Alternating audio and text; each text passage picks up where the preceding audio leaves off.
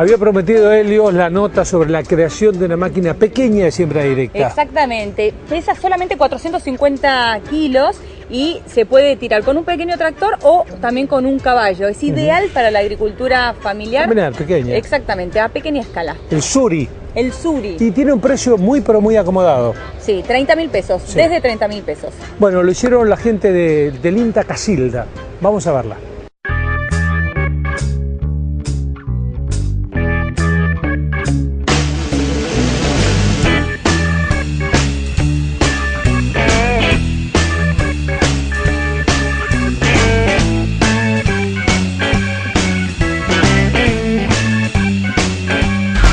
Ingeniero, ¿qué vemos acá? ¿Cómo se llama esta máquina que vemos atrás? Bueno, la primera, esta que está acá, es una Suri. La Suri es una sembradora. ¿Por qué le pusieron Suri? Primero porque mi hijo menor, que es comunicador social, decidió que era parecido a un Suri. El Suri para nosotros es el ñandú de la puna. Y además en la simbología cacana, del Valle Calchaquí, la figura del Suri atrae la fertilidad y la productividad. Entonces es la idea que tenemos de la máquina. Esta máquina está diseñada para tiro animal, para un caballo mediano o 2 bueyes, o tractor de pequeña potencia. Está diseñada como herramienta que nos permite hacer agricultura de conservación en el territorio argentino, porque ustedes saben que la región pampeana es subhúmeda, en el mejor de los casos semiárida, pero el resto de la Argentina es muy árido, no llueve, entonces hay que hacer una agricultura que conserve el agua. Muchos otros lugares de la Argentina hay demasiado viento y si se labra el suelo se vuela. Otros lugares de la Argentina tienen demasiada pendiente, si se trabaja se erosiona por agua. Y el mundo de la agricultura de pequeña escala en la Argentina ha estado en muchos aspectos por fuera de las invenciones e innovaciones que se han hecho para el agropampeano. Nuestra idea fue meter en una pequeña sembradora la mejor tecnología, el corte láser, la chapa y demás. Y tiene la experiencia de nuestros 40 años de siembra directa. Pero está hecha para tiro animal, no sé, para un caballo. Pero además el planteo era, esa máquina tenía que servir para sembrar todos los granos en todos los suelos de la Argentina. Estoy hablando de suelo grano grueso, grano fino, forrajera. Tiene que tener capacidad de 2 tipos de fertilizantes en la aplicación. Tiene que ser fácil de armar y desarmar, o nosotros, las configuraciones que tiene van de como esta, que es 2 líneas de grano grueso 52 con equipo fonador, que es la más cara por la caja de cambio, que vale alrededor de 50.000 pesos. Y la más barata, que es la máquina para sembrar 4 líneas de forrajera a 27 centímetros.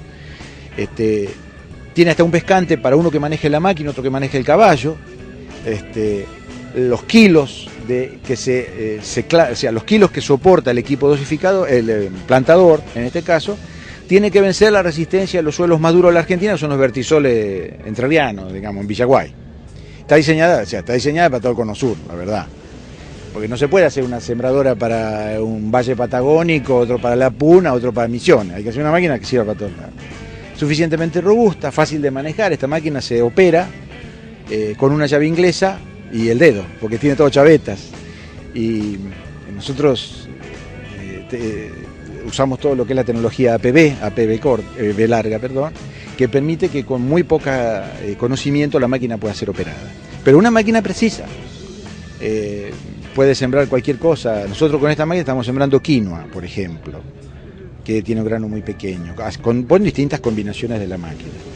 Y de estas máquinas hay 2, una operando en Abrapampa, en Jujuy, sembrando pasturas en humedales de altura, en Puna, y cultivos agrícolas, digamos, poroto, haba, maíz, quinoa y calabaza en Quebrada de Humahuaca y Valles Altos, en Santa Victoria, Nazareno, Iruya.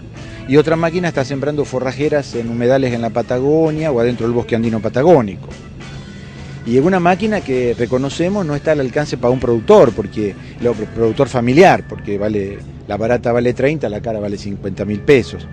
Pero sí estamos aprovechando esta política del gobierno nacional que permite que eso se agrupen y que una máquina de esta sea accesible para un grupo de productores. Ahora, esta es la zanahoria que nosotros queremos poner adelante a los productores para que hagan agricultura de conservación. O sea, el tema es que en la agricultura siempre se ha hecho explotación agropecuaria. Además, hay gente que sigue diciéndolo groseramente, porque explotar es destruir. ¿Qué se destruye? El suelo. Y lo que hemos hecho en la Argentina es destruir el suelo. En el mejor de los casos hemos destruido la materia orgánica. El planteo es que hay que pasar a agricultura de conservación. Y esos productores pequeños de la Argentina o tienen poca tierra o es la peor tierra porque lo han empujado en las peores condiciones, o no tienen agua. Entonces hay que hacer conservación de suelo y agua. Gran parte de eso pasa por no labrar el suelo. Pero para sembrar en suelo no labrado tenemos que tener la máquina adaptada o diseñada. Y esta es la primera que se hace en esta condición en la Argentina. La otra máquina le decimos tucura. Es una moto sembradora de un solo surco con un equipo dosificador neumático, una máquina de precisión, de las mejores del país, pero hecha para un solo surco. Además tiene un motor que tracciona la máquina, o sea, el operario si quiere la larga, bueno, no va a sembrar derecho, pero acciona una turbina con un equipo dosificador, también tiene un equipo fertilizador, también es otro chiche que le ha gustado mucho a la gente que hace horticultura en la Argentina, porque permite hacer siembra de precisión de semillas caras, lechuga, cebolla, ajo, zanahoria. Bueno, son nuestras contribuciones a ese sector que no había sido tan atendido por nosotros. Y si un grupo de productores quiere adquirir una, ¿cómo puede hacer para obtener más información o conectarse con ustedes? Se puede conectar con el INTA de Casilda o se puede conectar con la firma que se llama Nova Siembra SRL de Casilda. A nosotros nos vincula un convenio de asistencia técnica hecho por el CERSAN, el Centro Regional Santa Fe, de contraprestación entre la fábrica y nosotros. Nosotros damos las ideas agronómicas, la apoyatura técnica de todo lo que está alrededor de la máquina, porque no es solamente la máquina, y ellos se metieron en esto. Y debo resaltar que esto tiene que ver con la industria de capital nacional, pequeña, que de sus recursos propios hizo estos prototipos, que ha donado uno de cada modelo al INTA para ensayos. Bueno, estamos muy contentos, pero esperamos que se difunda. Y la máquina está funcionando, la máquina no hay que ensayarla, ya está.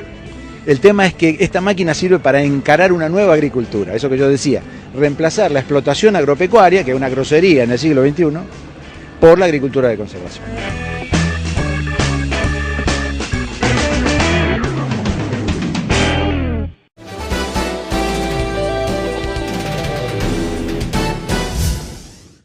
El suelo pampeano ha sido tan fértil que es un atraso histórico, digamos, ¿no?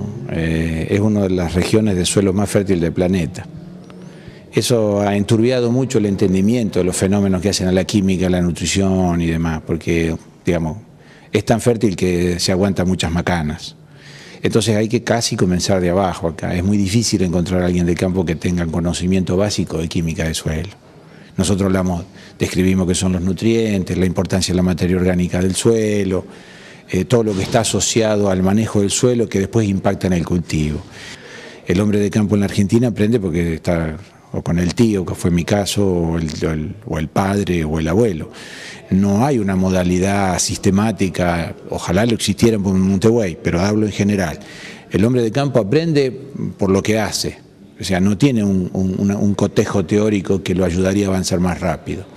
Entonces, lo que no se ve en la realidad no existe para el hombre de campo, porque no está entrenado para eso. Porque también es cierto, o sea, el sistema educativo argentino no estuvo apuntado al tipo que decide, que gestiona el campo, que se suben las máquinas y demás. Ese tipo tuvo que aprender solo. ¿Y a partir de este desconocimiento se ha producido una degradación de los suelos o no? Bueno, eso no tiene que ver con el desconocimiento. La degradación de los suelos en la Argentina tiene que ver con algo que le decimos la explotación agropecuaria. La forma en que, digamos así, a partir de 1880 la sociedad argentina se relaciona con el campo es la explotación. Explotar es destruir. ¿Y qué hemos hecho con el campo argentino, en el campo pampeano en estos 100 y pico de años? Es destruirlo, de a poquito, pero destruirlo. En algunos lugares más rápido, en otros lugares más lento. Algunos lugares el suelo naturalmente era más frágil, se destruyó más rápido. Hay lugares como Montevideo que aguanta mucho más. Hay lugares como Montevideo que ha tenido rotación con vacas que aguanta un poco más. Y la explotación agropecuaria está metida en la cabeza y en la piel de todo el mundo. Es una aberración, no se puede explotar el suelo. El suelo se usa o se utiliza. Se puede explotar una mina de algo que vos hasta que lo agotás. Pero quien encara la producción agropecuaria con la idea de explotación, estamos fritos, ese tipo hay que mandarlo a la escuela. Y resulta que en la escuela no le enseñan que existe algo que no es la explotación agropecuaria. Entonces lo que se ha hecho es ir destruyéndolo de a poco, más rápido, pero en todos lados pasó esto. Y eso es hablar estrictamente del suelo y de su fertilidad. La fertilidad tiene tres componentes, ¿no? Química, física y biológica. Nosotros hablamos hoy nada más que de la química y por ahí como pasó, ¿viste? Alguno pregunta de cosas que remiten más a la estructura, a la fertilidad física que le decimos. Y después hablamos de lo que es la fertilización. Hoy me invitaron a hablar del tema de, bueno, cómo logro incrementar el rendimiento de soja metiéndole al suelo o a la planta, pues son dos cosas distintas, nutrientes que el suelo ya no tiene en cantidad suficiente, porque eso también hay que decirlo. El suelo se gasta. Cuando sale un camión de soja de Montevideo o de Idiazábal y va a parar al puerto de maíz, lo que se van son los nutrientes del suelo. Y algo que yo desarrollé bien clarito es por qué la soja vale más, porque tiene más nutrientes por tonelada que los otros granos. O sea, la industria es un bombón, la soja es el único grano de doble contenido del planeta, ¿no? Hay otro que es de doble contenido, que es la quinoa, ¿no? Que no sabemos el futuro que pueda tener en la zona, pensamos que va a ser enorme. Pero el que tenemos hoy para esta campaña es soja que es doble contenido, y ese doble contenido de proteína de aceite está relacionado con la cantidad de nutrientes que la soja saca del suelo. La soja se lleva mucho. El productor con lo que incorpora cuando le da fertilización, ¿a qué porcentaje equipara de lo que se va? Bueno, es muy distinto, pero a nivel nacional se repone el 37% de lo que se saca. O sea, seguimos viviendo de la cuenta de ahorro que fue el suelo pampeano durante miles de años, ¿no? Nosotros planteamos, o sea, hay algunos nutrientes que podemos sacar porque todavía sobran, entre comillas, sobran hasta cierto momento. Hay otros nutrientes que ya tenemos que agregar porque no es suficiente la carga que tiene el suelo, lo que le ha quedado para un buen rendimiento de soja. Hablamos de fósforo, de azufre, hoy hablamos de magnesio, que es otro de los grandes que sigue, y hablamos de zinc y boro. Hay que comenzar a cambiar esto, porque si el ser humano está de paso, no puede destruir el suelo, sino que tiene que dejarlo en las mejores condiciones para las generaciones venideras. Hacéselo entender a un tipo que recibe 20 quintales de soja alquiler, que tiene que invertir como mínimo un 10, un 15% de ese alquiler en mantener el capital que tiene.